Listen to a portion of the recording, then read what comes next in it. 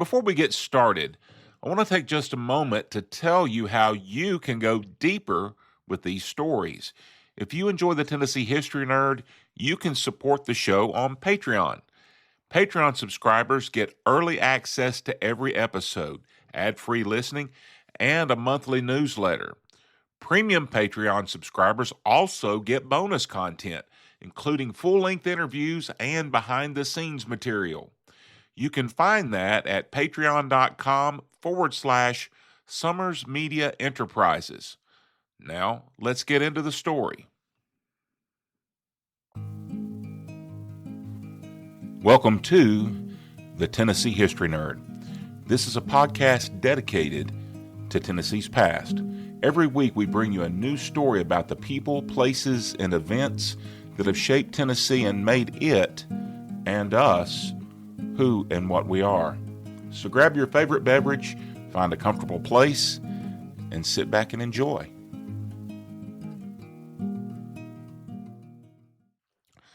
Private John Simpson was abruptly awakened from his slumber to the bizarre sensation of flying, only to discover that he wasn't dreaming and it wasn't his imagination. Moments later, he was shocked fully awake as he plunged into the frigid Mississippi River. All around him, debris was splashing into the icy river. Behind him, the vessel he'd just been aboard, the Steamboat Sultana, was suddenly dead in the water, and the area behind her twin stacks where the pilot house used to be was now a cratered wreck. Coals and embers were raining down, including onto the highly flammable wooden structure of the steamboat, and fires were already starting to catch all about the boat. Although it may not have seemed so at that particular moment, Simpson was one of the lucky ones. He was relatively unhurt, and he'd been blown clear of the immediate vicinity of the hulk of the boat, which in a very short time would be a raging inferno. And there was enough floating debris nearby for him to secure as a makeshift flotation device. Far too many others were not so lucky this night. Roughly 2,000 Union soldiers were aboard the Sultana that night. They were former POWs who'd recently been freed from both the infamous Andersonville prison camp as well as the lesser-known Cahaba prison camp.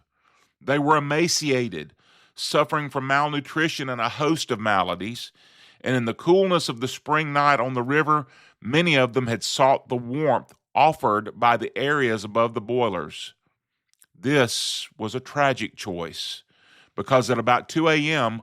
on April 27th, 1865, 3 of the 4 boilers on the Sultana exploded. Of the roughly 2,100 passengers and crew aboard her, only about 900 would survive the ordeal. It would become the greatest maritime disaster in American history, and most of the country wouldn't even know about it. By the spring of 1865, the Civil War was finally, mercifully coming to an end. It had been 4 long, bloody years of war, with over 600,000 dead and the cream of an entire generation destroyed. So by late April 1865, the nation was weary of all the news of death and destruction. On April 9th, Lee had surrendered at Appomattox Courthouse to Grant. On the Gulf Coast, the Union Army had overwhelmed and overrun the Confederates at Fort Blakely the same day, and the port of Mobile would fall 3 days later. Then, on April 14th, Abraham Lincoln was shot by John Wilkes Booth as he and Mrs. Lincoln were attending a play at Ford's Theater. He died the next day. Booth himself would be cornered in a barn at Port Royal, Virginia, on April 26th and would be shot trying to escape after the Union soldiers set that structure on fire to drive him out. That same day, General Joseph Johnston would surrender his forces to General William Tecumseh Sherman in North Carolina. And President Lincoln's funeral procession would take 19 days to cover the 1,700 miles between Washington, D.C. and Springfield, Illinois, where he would be laid to rest on May 4th, 1865. So on April 27th, when the Sultana disaster transpired, not only was the nation reeling from a month of major news stories, it was in the midst of what was also a very busy news day as well. But before we talk at length about the tragedy itself, let's look at how things came to be as they were at that moment. The sidewheel steamboat Sultana had been built in Cincinnati in 1863. She was considered a modern riverboat for her day, roughly 260 feet long, powered by 4 tubular boilers. The Sultana normally traveled between St. Louis and New Orleans, carrying freight and passengers along the Mississippi River.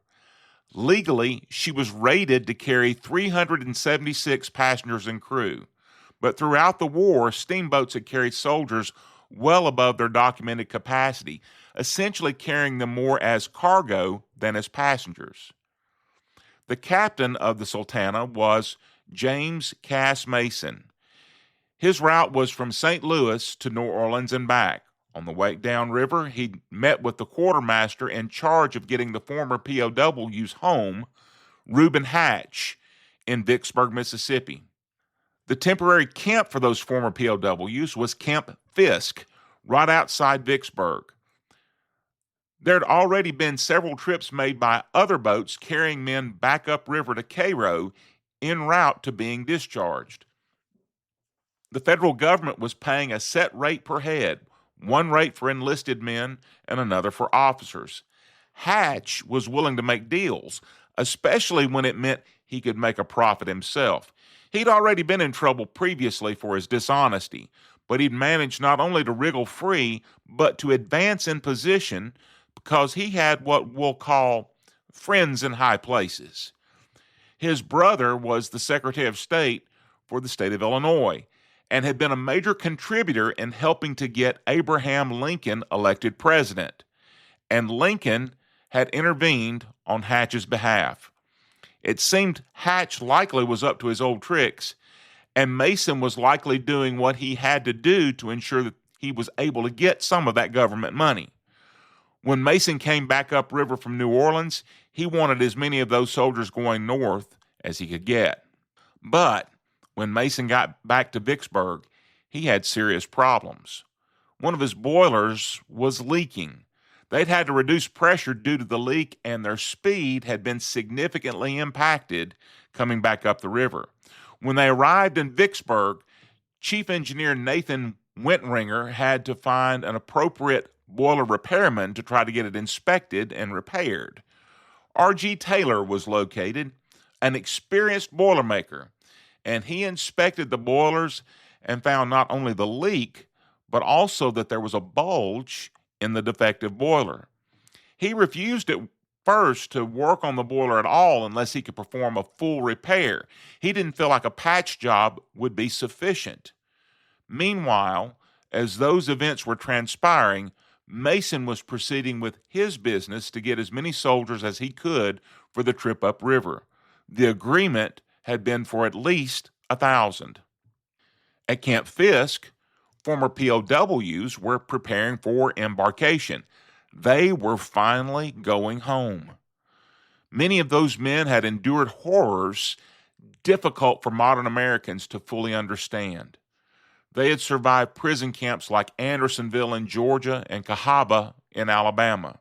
They'd survived disease, starvation, exposure, contaminated water, and overcrowding. Some men who entered prison healthy and strong emerged skeletal and barely able to walk. And so, many of them believed that the worst was finally behind them. The Confederate government had been moving prisoners toward Vicksburg, where they would be exchanged and paroled. Thousands of exhausted Union soldiers had slowly made their way toward the Mississippi River. For many of them, simply seeing the river felt almost unreal. One survivor remembered men shouting and crying when they first saw the Stars and Stripes again near the Big Black River outside Vicksburg. Others rode home for the first time in months, sometimes years, telling wives and parents that they would soon finally be home.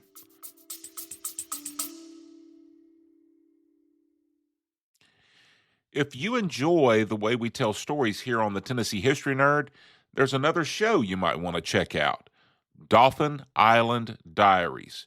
Same approach, different setting. Stories from the Gulf Coast, rooted in place and built from the sources up. You can find it wherever you're listening right now. And now, back to our story.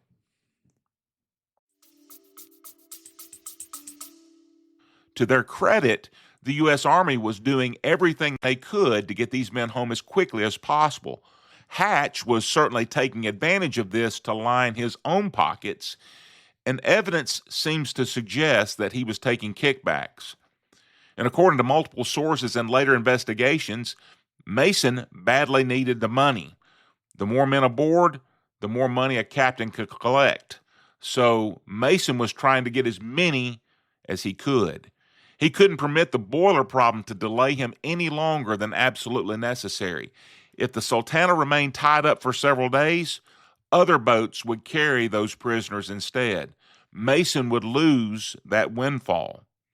After first refusing to do anything other than a complete repair, Boilermaker R.G. Taylor reluctantly agreed to the patch job that Mason and Wintringer wanted, against his better judgment. The repair continued for hours and hours as the prisoners were loaded aboard the boat. But then the number of prisoners boarding began to become a problem. The soldiers began to notice that while the Sultana was becoming very, very crowded, other boats tied alongside had lots of room and no soldiers. And then the Sultana's hurricane deck began to sag under the weight of the extreme weight. Even in their emaciated condition, that many extra passengers was taxing the ability of the boat to handle the weight. Mason quickly had the sagging deck reinforced, but even he began to be concerned with the ability of the boat to handle the load. When he raised his concerns, he was told by the officer overseeing the loading that the decision was no longer his to make. All the soldiers would be loaded as intended. One of the issues was that there were more soldiers than Mason had planned on, even with wanting extra soldiers. It seems that when all the soldiers were directed to the Sultana, those making that decision didn't realize that there were now about 2,000 of them, probably several hundred more than had been understood to be in the group. So the Sultana was loaded far beyond anything remotely safe, and her boiler's patch job was not sufficient. And the Sultana's heavier load meant more strain on the engines trying to push the boat upstream. And the Mississippi River was in flood stage. At this point of April, in some places, the levees had failed. They were far more primitive than the levee system today. In places, the river was miles wide due to the flooding, and the flooding was largely due to melting snow in the north. So the water was cold, and it was running fast. Even lightly loaded, an engine would have to strain harder against that current. Much as the engine of an automobile going uphill must work harder to carry the vehicle against gravity, a boat going upstream has to work harder to make headway against a current. And the Sultana's ailing boilers were going to be taxed even more against the flood current and under that heavy payload. It was not a good combination, especially under the circumstances. Men crowded every available inch of deck space. Survivors later described conditions where it was difficult even to walk without stepping over bodies lying shoulder to shoulder on the decks. And these weren't healthy men. Most, if not all, were already weakened from months of imprisonment. Some could barely stand. Many were still visibly ill. Among those roughly 2,000 Union soldiers were about 400 East Tennesseans. Union soldiers from places like Knoxville, Blount County, Sevier County, Claiborne County, Hancock County, and elsewhere in East Tennessee had survived Confederate prisons only now to find themselves packed aboard the overloaded steamer. Nevertheless, they were in good spirits. They'd been overcrowded for months. Now they were being fed, and they knew that they were finally headed home. They could handle the overcrowding for a few more days if it meant that they were going to their loved ones. By the time the Sultana finally backed away from Vicksburg on April 24th, 1865, there were more than 2,000 people aboard. Most modern estimates now place the number around 2,137. R.G. Taylor had patched the boiler as best as he could in the short time available. He later told an investigating committee that he had said that the boiler was unsafe when the boat departed Vicksburg. He'd not been able to hammer out the bulge in the side of the boiler before applying the patch. He felt very uneasy about the ability of the boiler to hold until the Sultana made it back to St. Louis, where he'd been assured that the boiler would receive a full comprehensive repair. As the overloaded steamer fought its way upstream, survivors later recalled men crowding from side to side of the boat whenever they passed towns and farms or other ships. The shifting weight caused the vessel to tilt alarmingly. That mattered for two reasons. First, the vessel was so dangerously overloaded and top-heavy that the boat capsizing was not out of the question. The second reason was even more ominous than that. It mattered because of the boiler design. The Sultana used interconnected tubular boilers.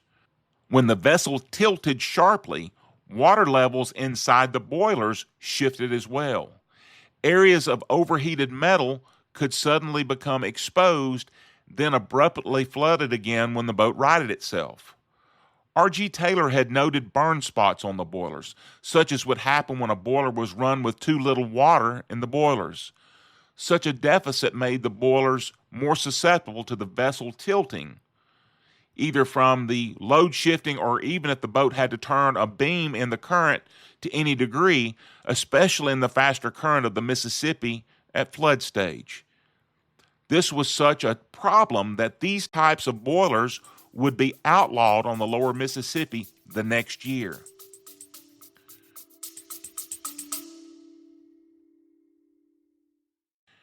If you're a business with a strong connection to history, education, travel, or place-based storytelling, and you're looking to reach an audience that values those things, we should talk. You can reach me at john.summers@summersmediaenterprises.com. Now, let's get back to our story.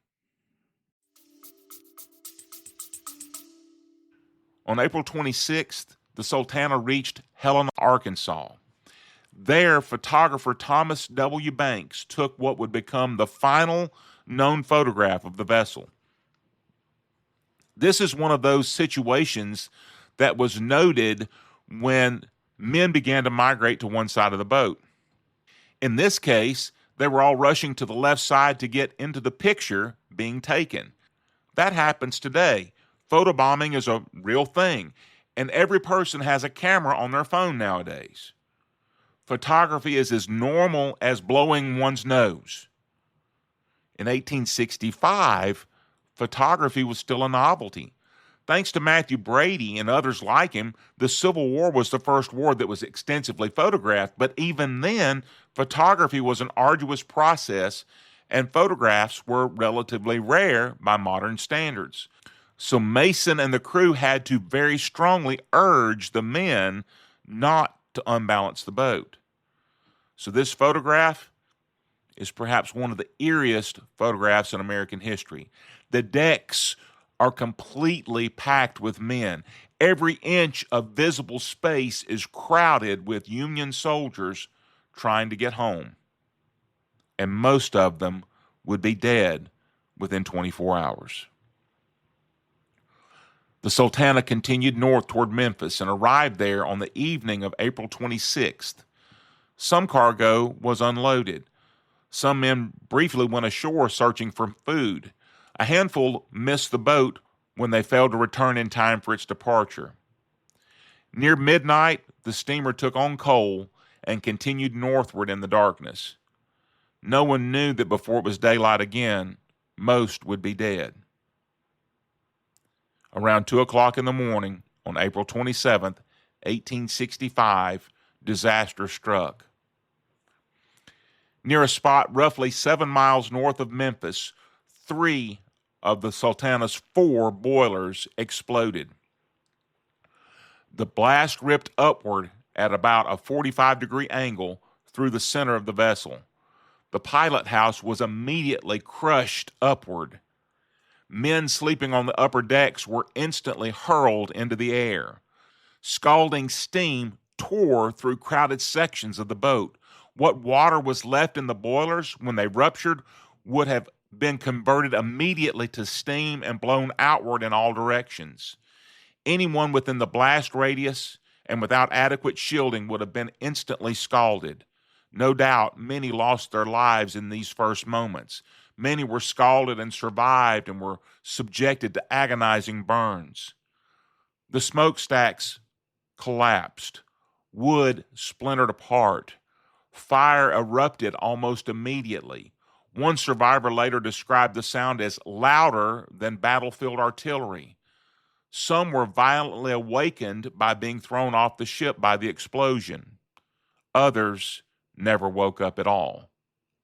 The combination of the hot coals from the boiler fires blown everywhere and the wood treated with turpentine-based paint and varnish was a recipe designed to create an uncontrollable conflagration.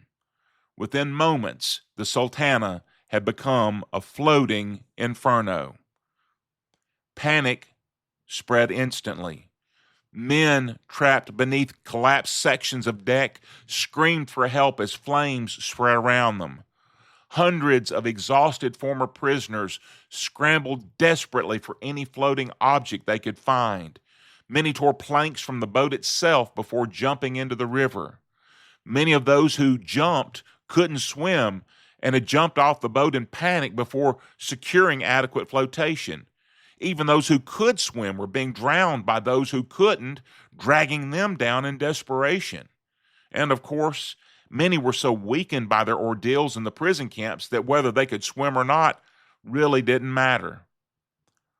The water around the boat, now dead in the water and adrift, was filled with thrashing, screaming humanity. The night resonated with the crackling and roar of the fires consuming the boat and the sounds of curses and prayers and cries for help. Others floated downstream on doors, planks, pieces of wreckage, anything that would float. Captain Mason was throwing chairs, ripping shutters from windows, planks from walls, anything he could get into the water that would float, he was throwing to those who were already in the water. Some clung to livestock that were in the water. Many of these were dead already, but others weren't and were as panic-stricken as the people who were fighting for their own lives. Those who hadn't panicked and had stayed on the boat were okay at first. There was a breeze that was blowing across the boat and blowing the flames away from those who had remained on board. But when the paddle wheelhouse broke partially free and collapsed into the water, still connected some at first but no longer upright, it began to act like an outrigger and catch the current and turn the boat. Then the flames began to be blown over the decks where the people were huddled, and at that point they were left with 2 choices only: stay where they were and be burned alive, or take their chances in the water. More people began to jump into the water, and all around them the burning Sultana illuminated darkness as the flames shot high into the sky above the doomed vessel. Some of the passengers drifted for miles. In fact, it was those who floated the 7 miles all the way back to Memphis whose calls for help alerted some of those on the waterfront that there was a catastrophe upstream. First, one bell was rung, and then as others became aware, the general alarm was sounded. But with steam engines, one doesn't just simply turn a key and fire up the engine and take off. Fires had to be built under boilers, and steam had to be built up before those pushing to go to the rescue could embark. Aside from skiffs and rowboats and from a few folks from along the river who heard the explosion and saw the flames shooting into the air from the Sultana, the first rescue vessel to arrive was the steamer Bostona Number 2. She didn't come from Memphis. She was coming downstream from St. Louis when she overtook the flaming hulk of the Sultana and her beleaguered passengers strewn about the river. But other boats from downstream soon joined the rescue effort. Meanwhile, people in Memphis awakened to horrifying scenes along the riverfront. Bodies floated past the city in the current. Men clung to debris, begging for help. Hospitals quickly filled with burn victims, drowning victims, and men suffering from exposure and shock. Some survivors were so badly scalded that flesh literally peeled from their bodies. This is the point when we can say that fortune finally smiled a little on the survivors after so many things had gone wrong, each aggravating things further. First, the explosion happened within relatively close proximity to Memphis. Memphis was a town with several military hospitals. These had been started when the city was still in Confederate hands, and they were expanded under Union control. So this meant that if a victim survived until he got to Memphis, he at least had a fighting chance. There was medical care available in Memphis that would not have been available in most other towns within several miles. Secondly, the explosion happened upstream from Memphis. That meant that the survivors were floating downstream on the current to where they could get help, rather than away from it, as would have been the case if the explosion had happened downstream from Memphis. Even so, many bodies were never recovered. Even Captain Mason was never seen again. Some were probably immolated in the initial explosion and subsequent inferno. Some were likely carried unseen downstream and deposited who knows where.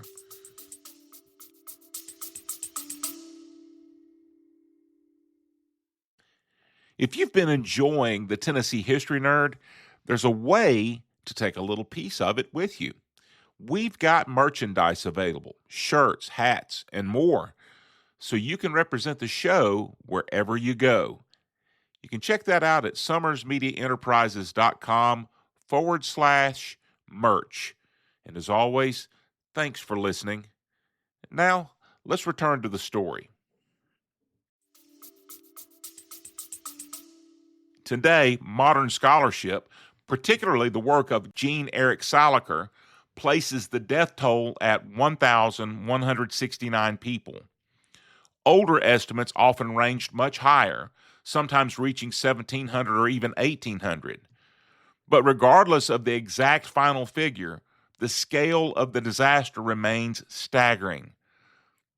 Regardless of what number you use, the Sultana catastrophe remains the deadliest maritime disaster in American history. And as already noted earlier, almost immediately it began fading from public memory. It never made it truly to the forefront of the national consciousness. So much was happening at that point. In fact, Lincoln's burial wouldn't take place until May 4th. Some Confederate units were still in the field. Nathan Bedford Forrest wouldn't surrender until May 9th, almost another fortnight after the Sultana disaster.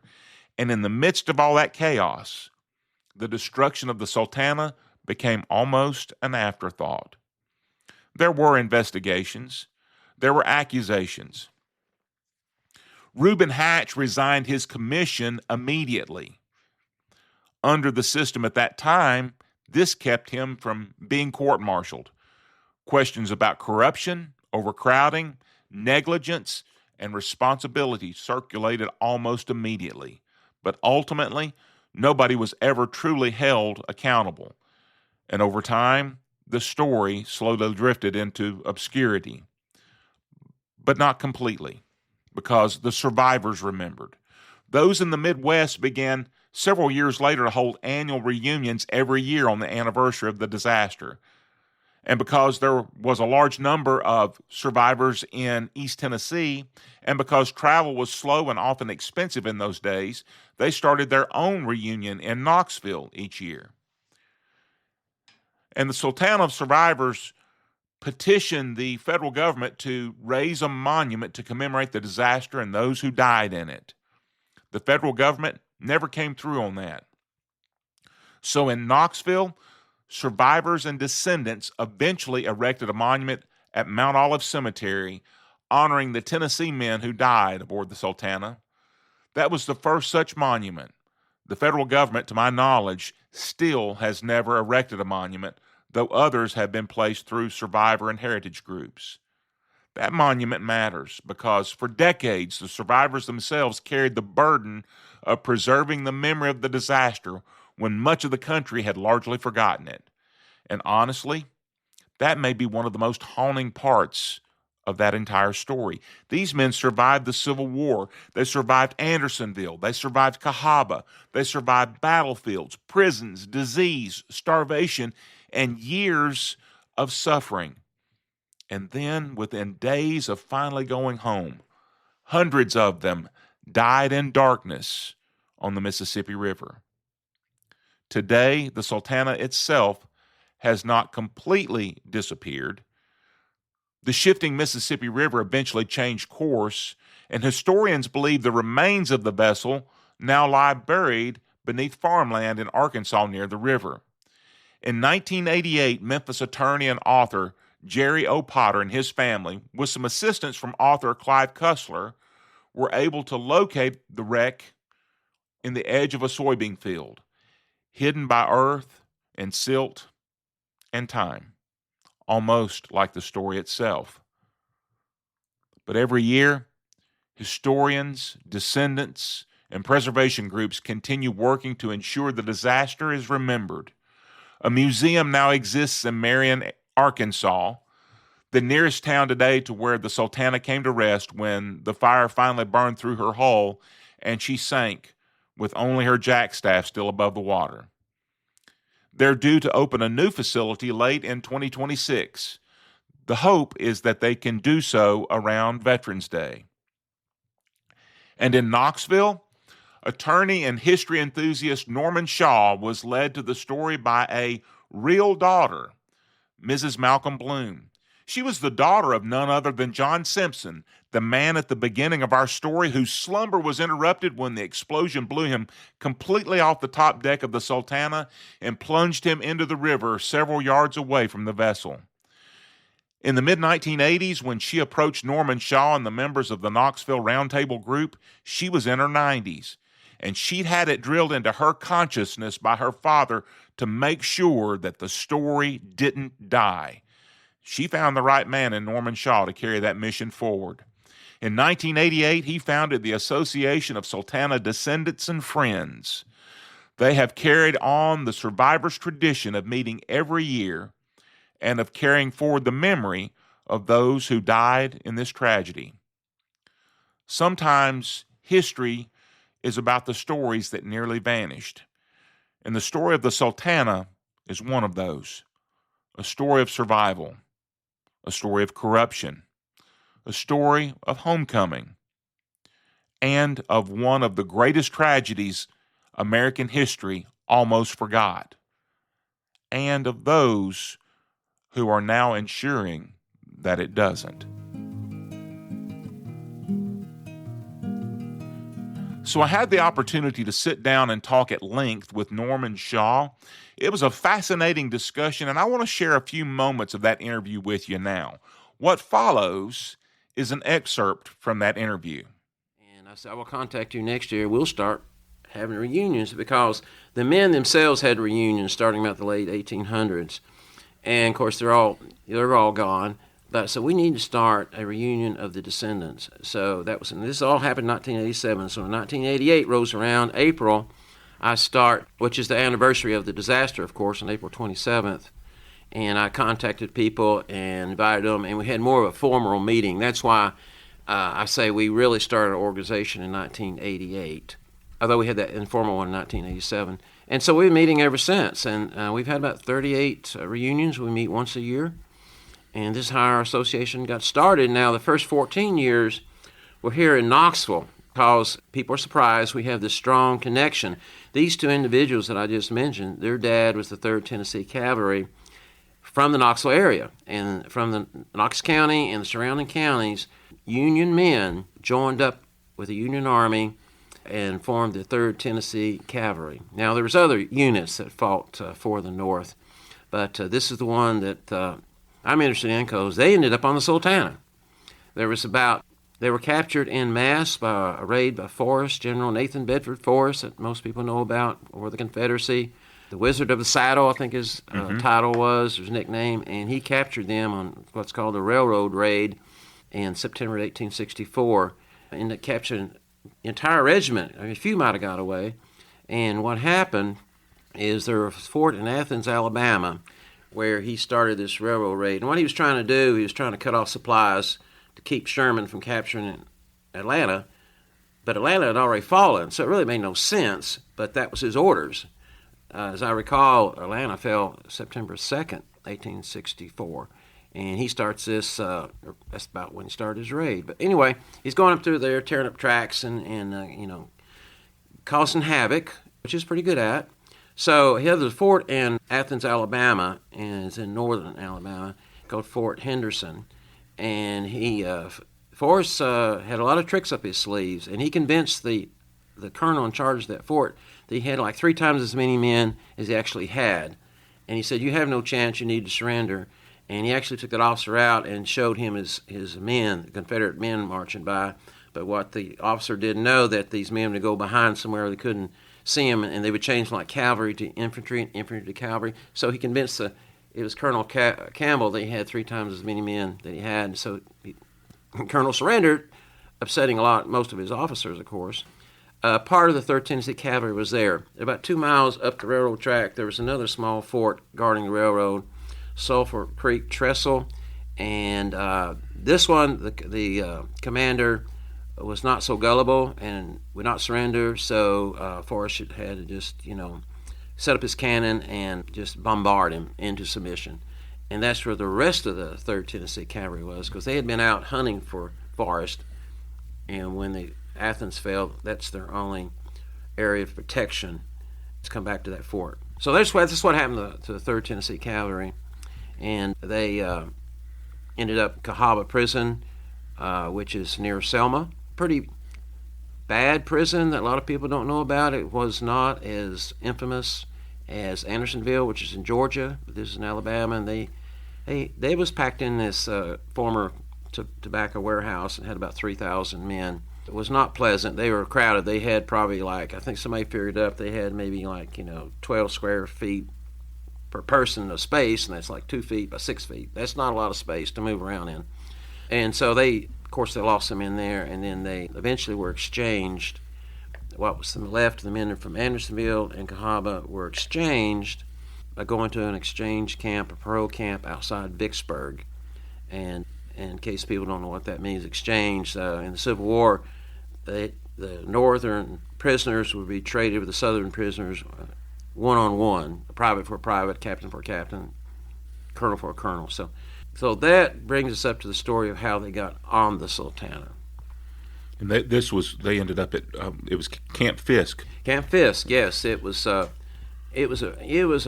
really intelligent compromise. The Confederacy was starving; they couldn't feed their own people, let alone prisoners. And it took them off their hands. They sent these prisoners to Camp Fisk, which was 4 miles east of Vicksburg. They were still technically under the control of the Confederacy, but they were within reach of easy supplies and uniforms and those things they needed to recover, because they were in pretty bad shape after 4 or 5 months in a Confederate prisoner of war camp. So they were there a few weeks, maybe 6 weeks. They got there early March, and then plans were, the war was ending. While they were there, Lincoln was assassinated. Talk about probably here a little bit later, but Lincoln pops up 2 or 3 times in the story of the Sultana.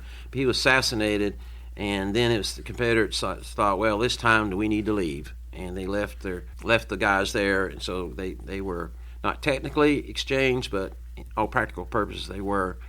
And then later, the idea was to send these guys home, because now we're into April, and Lee had surrendered April the 9th, and the war is coming to a conclusion. You need to get these guys home. And they did that by contracting private steamboats and putting them on the steamboats and paying a certain amount to the captains, which was a really kind of windfall, something they did all through the war when they're transporting troops around. But now we're trying to send them home.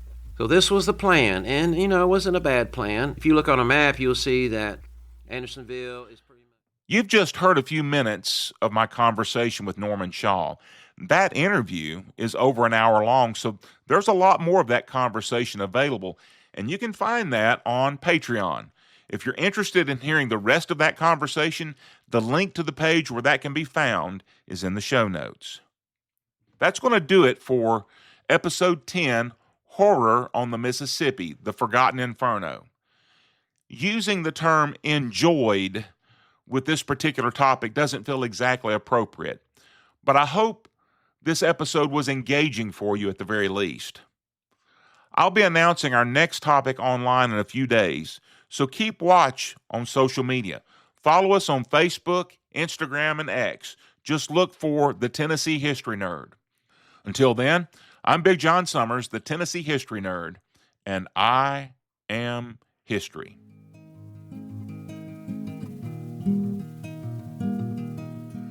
Before we close things out completely, I wanted to share with you this episode was researched using online materials available from the Tennessee Encyclopedia, the Encyclopedia of Arkansas, the Library of Congress Chronicling America Archives, the website for the Sultana Disaster Museum in Marion, Arkansas, the website for the Sultana Association, the University of Arkansas Little Rock's Center for Arkansas History and Culture. Multiple survivor accounts and historical newspaper records from the period were reviewed and are available through these sites, especially the Library of Congress and the website for the Sultana Disaster Museum.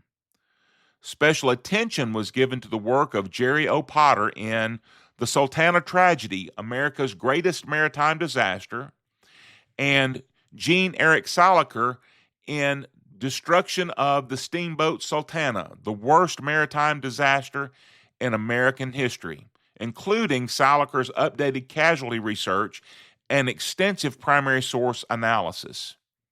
Additional contextual and interpretive insight was also drawn from conversations and interview material connected to Knoxville attorney and Sultana historian Norman Shaw, whose work has helped preserve the memory of the disaster and its East Tennessee connection for decades. As always, I'm thankful for the tremendous amount of research and work documenting that all those behind these sources have done, and I encourage you to drill deeper into them yourself. And thanks so much for listening.